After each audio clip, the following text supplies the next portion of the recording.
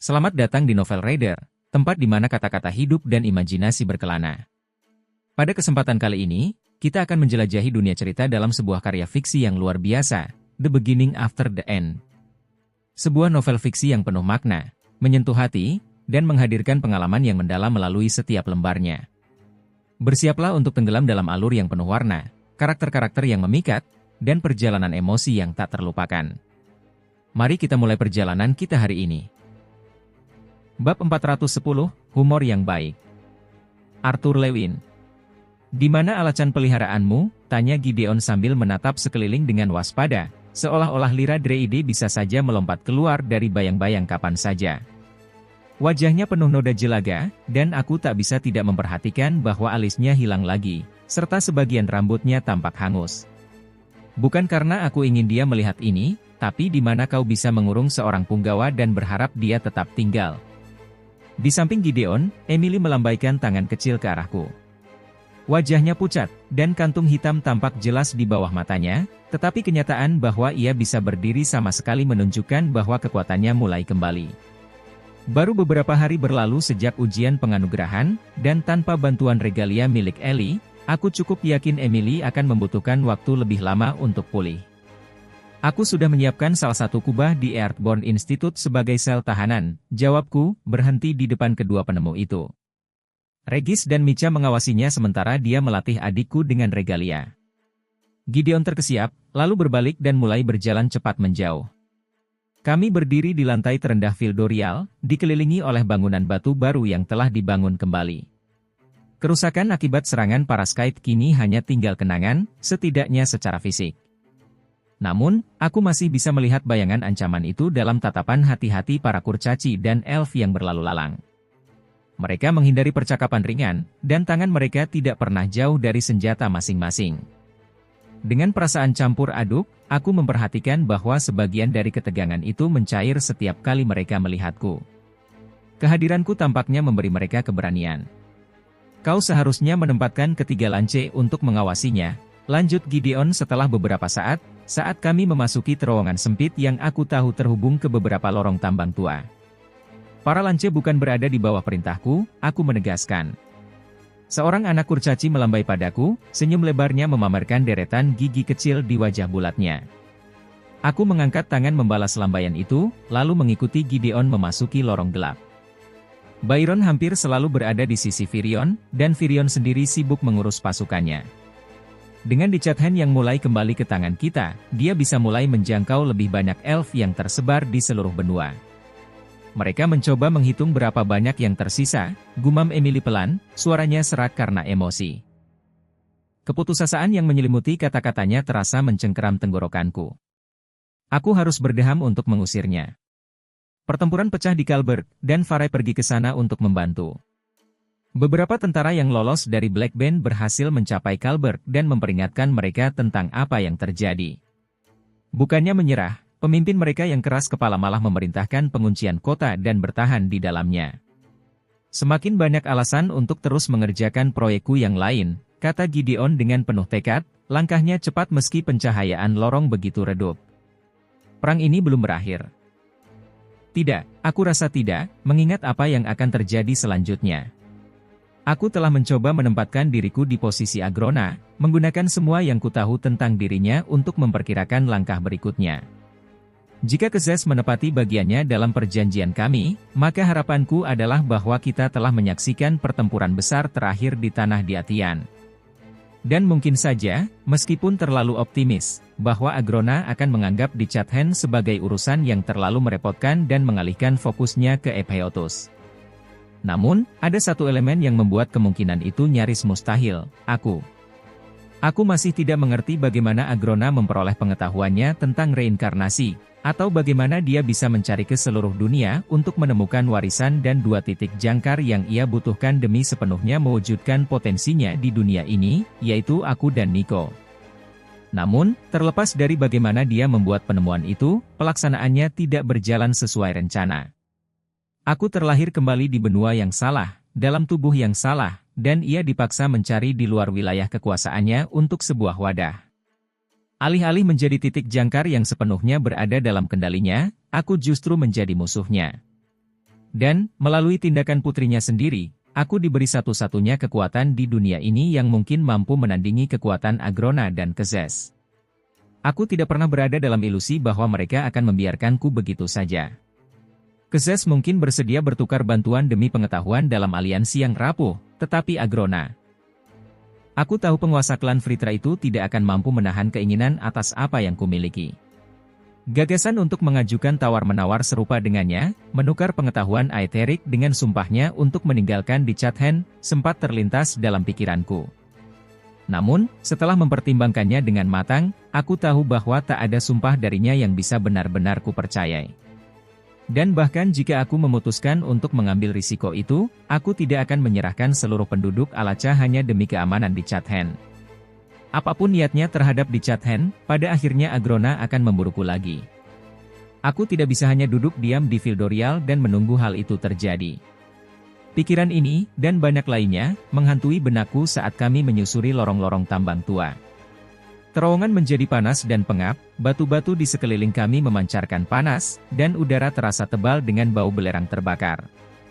Kami melewati beberapa urat garam api yang telah habis digali, poros-poros tambang itu sendiri telah ditinggalkan demi ladang yang lebih menjanjikan, hingga akhirnya terowongan terbuka ke dalam gua yang jauh lebih besar. Perancah telah dibangun di dinding-dinding batu, dan pagar menggantung dari langit-langit tinggi di atas. Meski masih terlihat urat-urat tipis garam api di beberapa tempat, cahayanya yang redup kalah oleh pancaran terang dari sejumlah artefak pencahayaan yang telah dipasang di lantai berjeruji logam. Aku terkejut saat melihat 6 pria dan wanita, 4 kurcaci, seorang pria elf, dan seorang wanita manusia, sudah menunggu kami. Mereka tengah duduk mengelilingi sebuah meja kerja tua dan mengobrol santai, tetapi segera berdiri serempak ketika melihat kami mendekat. "Tuan Gideon, Tuan," ucap salah satu kurcaci. Ia berambut hitam keriting, dengan janggut panjang yang mencapai pinggangnya. "Krohb, aku berasumsi kau berhasil mengantarkan paket ini tanpa masalah?" tanya Gideon, berjalan langsung menuju tumpukan peti logam di sisi lain meja. "Tentu saja," jawab kurcaci itu dengan seringai lebar. Senang akhirnya melihat artefak ini digunakan. Gideon meraih peti pertama dan mencoba mengangkatnya, gagal memindahkannya lebih dari 1 atau 2 inci. Ia berbalik ke dua kurcaci lainnya. "Kalian berdua, bantu seret ini ke sini dan bukakan untukku." Aku menyaksikan dengan rasa ingin tahu saat kedua kurcaci itu bekerja sama mengangkat peti teratas, memindahkannya ke meja kerja terpisah, lalu membuka tutupnya. Sebuah kabut panas sejenak mengepul dari dalam peti terbuka, disertai cahaya oranye redup, jenis cahaya yang sama dengan yang menyinari celah-celah gelap di langit-langit gua. Gideon mengenakan sepasang sarung tangan kulit tebal, seperti yang biasa dipakai di bengkel, lalu merogoh ke dalam peti. Logam bergesekan dengan logam saat ia menarik keluar salah satu artefak. Itu adalah sebuah pedang, bilah lurus, bermata 2. Urat oranye samar melingkar dan menjalar sepanjang baja kelabu kusam. Saat aku mencondongkan tubuh lebih dekat untuk mengamatinya, aku bisa merasakan panas yang menguar dari senjata itu. Crossguard-nya terlihat agak besar, nyaris kikuk, namun pegangannya dirancang agar nyaman digenggam baik dengan 1 maupun 2 tangan. Aku mengaktifkan Realm Heart, dan dunia di sekitarku pun berubah menjadi riak warna yang kacau saat partikel mana menjadi terlihat. Partikel beratribut api tampak melekat pada pedang itu, menari sepanjang garis oranye bercahaya pada bilahnya. Sumber mana yang kuat juga terpancar dari bagian gagangnya. Gideon menyerahkan pedang itu kepadaku. Logam gelapnya terasa hangat saat disentuh, tapi tidak sampai membakar. Dengan hati-hati, aku menggerakkan jariku di sepanjang sisi datar bilah, tapi segera menariknya kembali saat panas dari baja yang diinfus garam api membakar kulitku. Gideon mendengus. Kurasa aku harus menambahkan label peringatan di gagangnya, semacam, "Hei, idiot. Jangan sentuh baja panas yang menyala." Aku terkekeh pelan dan mundur selangkah, lalu mengayunkan bilah itu secara percobaan. Tidak terasa seperti pedang dengan keseimbangan terbaik yang pernah kupegang, tapi karena ini hanyalah prototipe buatan Gideon, aku yakin desainnya akan disempurnakan saat lebih banyak unit dibuat. "Proses penanaman baja bekerja seperti yang kita diskusikan?" tanyaku sambil memutar pedang, menebaskannya perlahan hingga meninggalkan jejak kabut panas di udara. Emily mengangguk sambil menahan kantuk. Metode wadahnya benar-benar jenius. Mencekik garam api ke dalam besi cair membuat mineral itu cukup panas untuk mencair sepenuhnya.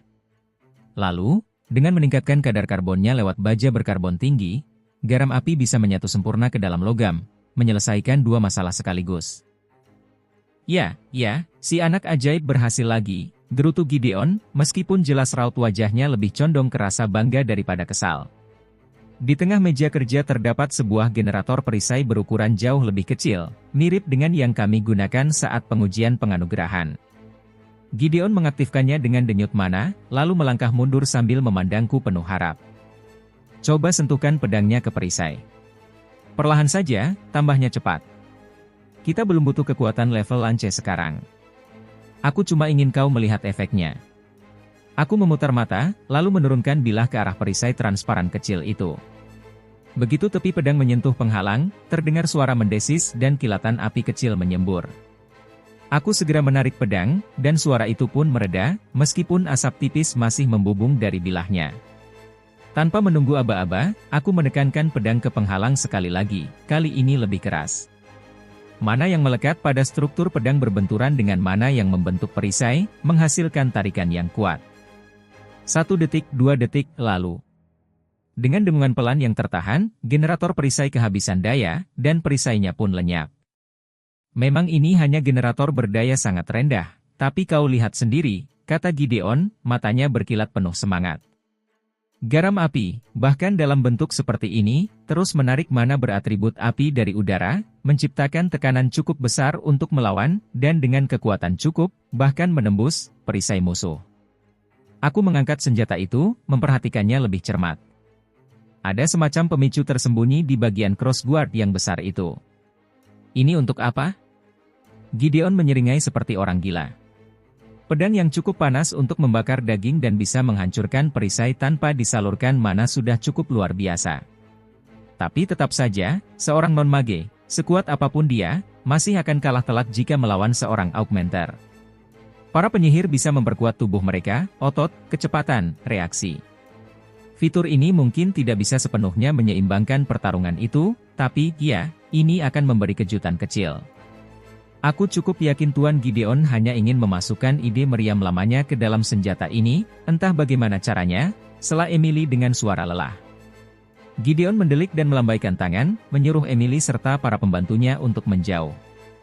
Ayo, picu sebentar saja. Efeknya paling kuat saat digunakan sambil mengayunkan pedang.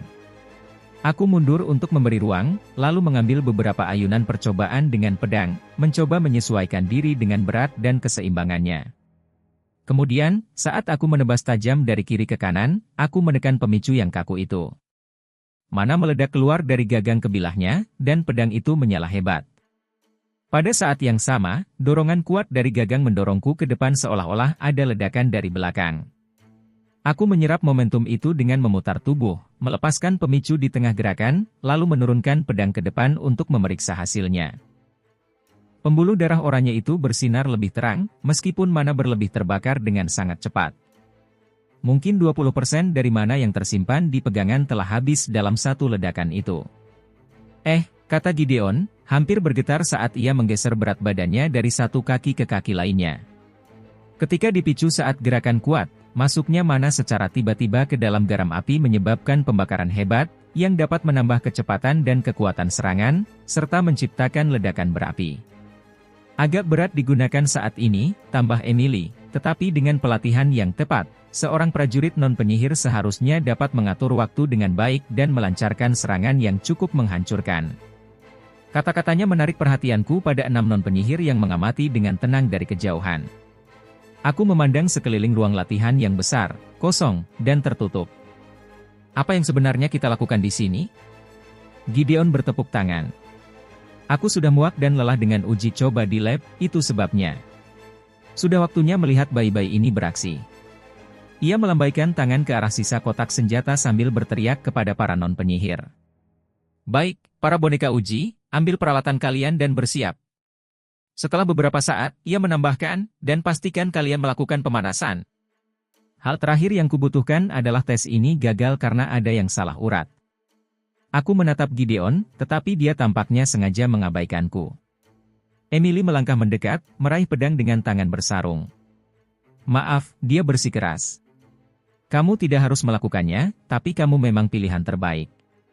Kalau terjadi kesalahan, kamu bisa sembuh. Lagi pula, bukan berarti aku pikir mereka bisa menyentuhmu. Ia tersenyum setengah, lalu menambahkan, tapi, kalau kamu membiarkan mereka mengenai beberapa pukulan, itu akan membantu proses pengujian. Kurasa kamu perlu istirahat dari Gideon, gerutuku, sambil meretakkan leher dan memutar bahu. Kamu mulai terdengar sepertinya. Ternyata, keenam non-penyihir itu telah berlatih menggunakan senjata-senjata tersebut, baik untuk mengujinya bagi Gideon maupun untuk persiapan pertarungan langsung. Krohb dan para kurcaci telah terlebih dahulu ikut serta, tetapi Gideon telah berusaha keras mencari sukarelawan manusia dan peri dengan pengalaman tempur, demi memastikan bahwa panas dan kekuatan senjata tidak terlalu berbahaya bagi mereka yang bertubuh lebih kecil dan kulitnya tidak sekuat kurcaci. Tak butuh waktu lama bagi mereka untuk bersiap, berlapis kulit tebal yang dirancang bukan untuk melindungi dari seranganku, tapi dari senjata mereka sendiri. Ada 2 pedang dengan desain berbeda, 3 kapak perang, dan 1 glaive panjang. Seperti yang dijelaskan Gideon, mereka ingin melihat bagaimana baja berinfusi garam api bereaksi ketika dibentuk menjadi berbagai senjata, serta membandingkan efek batang kristal mana berukuran berbeda yang ditanamkan di masing-masing pegangan. Berdiri di tengah gua besar, dikelilingi para pejuang bersenjata, aku mengacungkan batang logam polos yang diambil dari sisa material, senjata yang jauh lebih aman untuk eksperimen daripada pedang ateriku yang tersulap. Jangan terlalu lembut padanya, kalian semua. Ingat, dia nyaris abadi, dia bisa menanggungnya. Sekarang, mulai. Mata Gideon berbinar penuh antusiasme dari balik perlindungan generator perisai yang jauh lebih kuat. Di sebelahnya, Emily diam-diam mencatat dengan pena bulu di buku catatannya, siap mencatat setiap detail. Aku bertukar salam hormat dengan lawan-lawanku, lalu bersiap dalam posisi bertahan yang longgar. Elf pria itu menyerang lebih dulu. Glaive-nya menebas ke bawah dan meledak menjadi api saat diperintah Gideon. Namun, ledakannya terlalu kuat bagi peri yang lentur itu, tanpa kemampuan memperkuat tubuh dengan mana, ia kehilangan kendali, dan glaive-nya melenceng, menghantam tanah di depan Krohb, yang tengah melompat maju dengan kapaknya. Kurcaci itu tersandung pegangan glaive dan jatuh tersungkur. Aku memutar tubuh menjauh dari kekacauan itu, mengangkat batang logam untuk menangkis tebasan dari kurcaci lain yang bersenjatakan pedang. Aku memastikan untuk mengendalikan gerakanku, menyesuaikan kecepatan dan kekuatanku dengan lawan, agar secara tidak sengaja mematahkan tulang atau membuat mereka cedera parah. Pedang garam api itu menggigit batang besiku, lalu meledak dengan nyala yang membakar wajahku. Pedang itu menebas ke bawah, memotong batang besiku menjadi 2, lalu terpental tak berbahaya dari pelindung aether yang menyelimuti kulitku.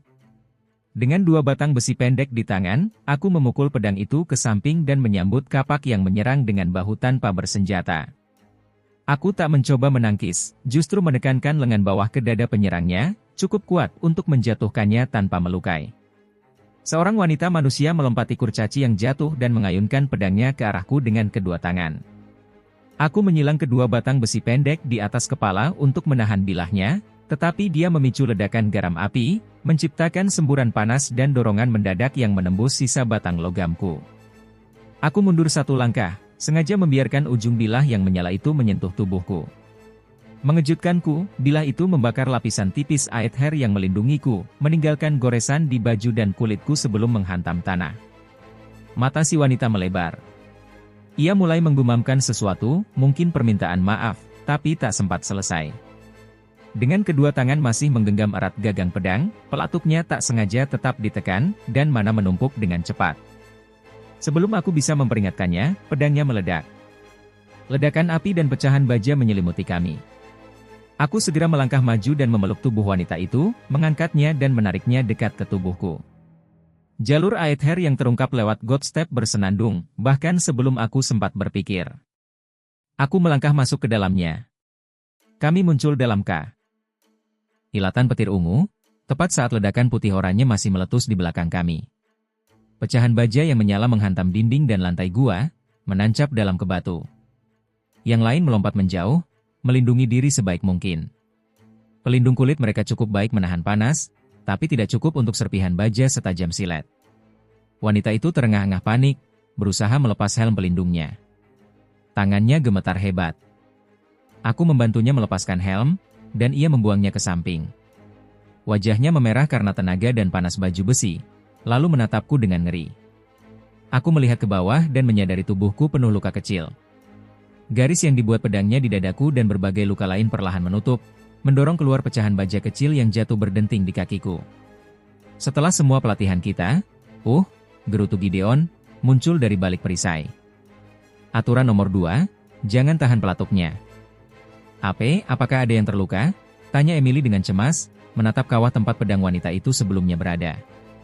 Aku melihat sekeliling, dan sepertinya tak ada yang terluka parah. Aku tampaknya telah menyerap. Sejumlah besar pecahan peluru tersebar, sehingga bahkan wanita manusia itu hanya mengalami luka dan goresan ringan. Meski dari lubang terbakar di baju zirahnya, aku tahu beberapa hampir mengenai titik vital. Itu memburuk terlalu cepat, pikirku masam, mendengarkan para kombatan saling memanggil, memastikan tak ada yang terluka parah. Kalau aku berpikir lebih cepat, aku mungkin bisa memaksa mana di pedangnya untuk meledak keluar alih-alih ke dalam, atau bahkan menstabilkannya sepenuhnya sebelum ledakan itu terjadi. Ini adalah masalah yang sudah samar-samar kusadari di belakang pikiranku, tapi kejadian ini benar-benar menyorotinya. Seiring aku memperoleh lebih banyak kemampuan seperti Real Mear, menjadi semakin sulit untuk memanfaatkan semuanya secara bersamaan dalam pertempuran. Meskipun aku bisa berteleportasi seketika dengan Godune langkah dewa, waktu reaksi dan bahkan persepsiku tetap dibatasi oleh pelatihan serta atribut fisikku sendiri. Desisan kesakitan mengalihkan perhatianku kembali pada wanita itu, yang gemetar saat mencoba melepaskan sarung tangan beratnya. Dengan lembut, aku memegang jari-jarinya dan menarik sarung tangan itu perlahan.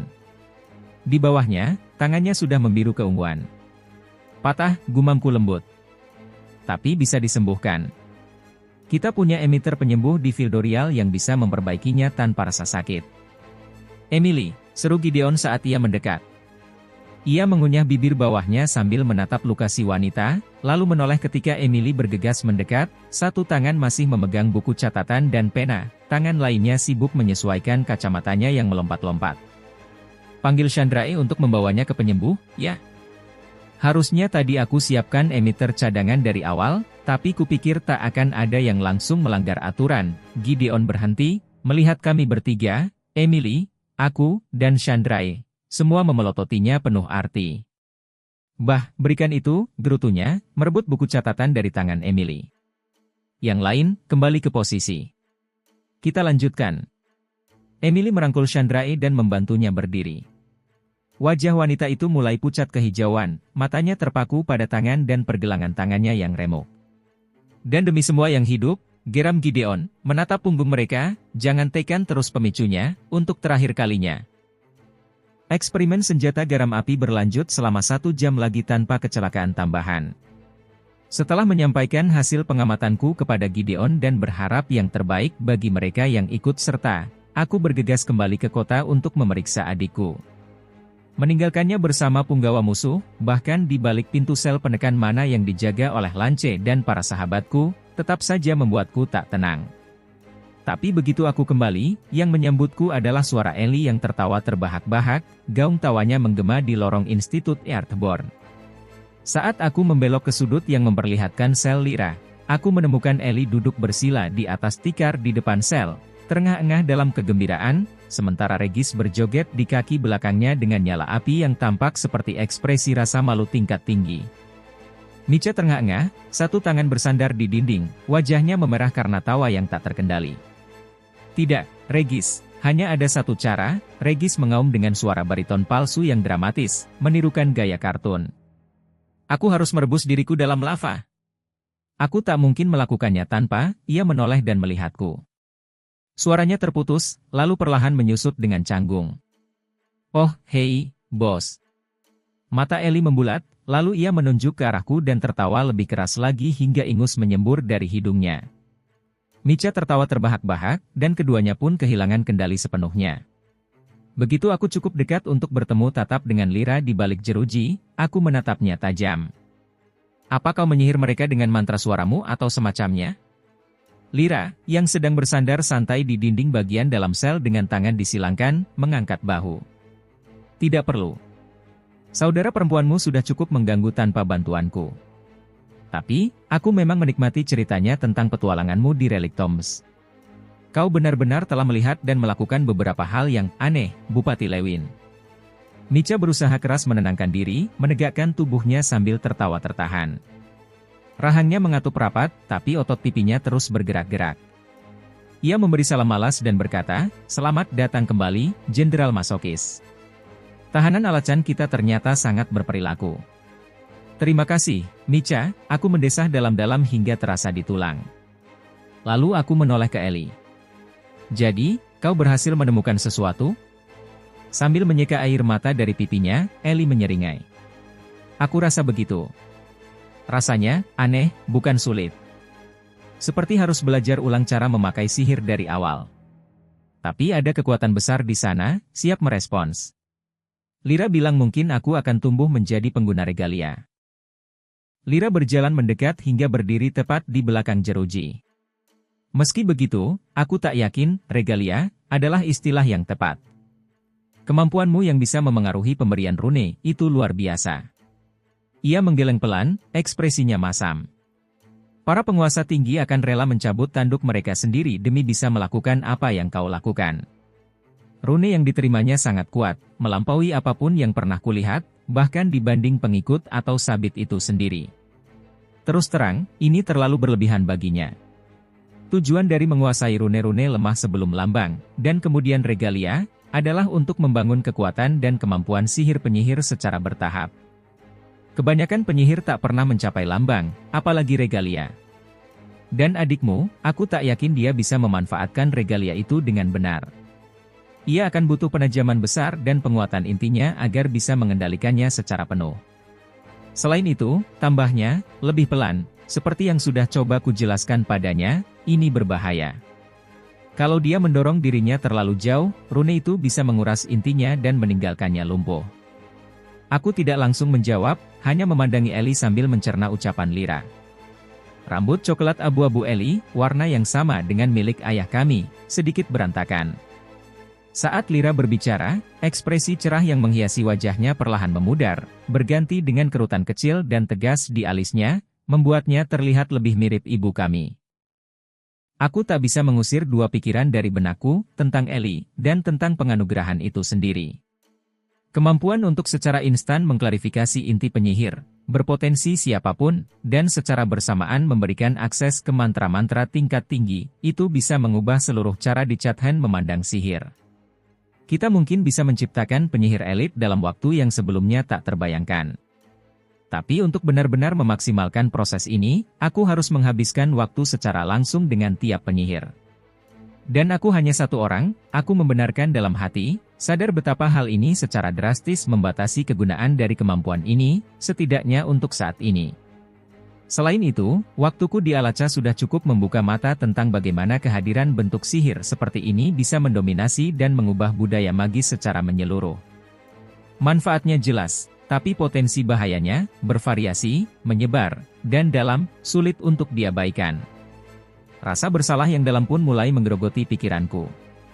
Aku telah memberikan kekuatan ini pada Ellie, tahu betul bahwa itu berbahaya.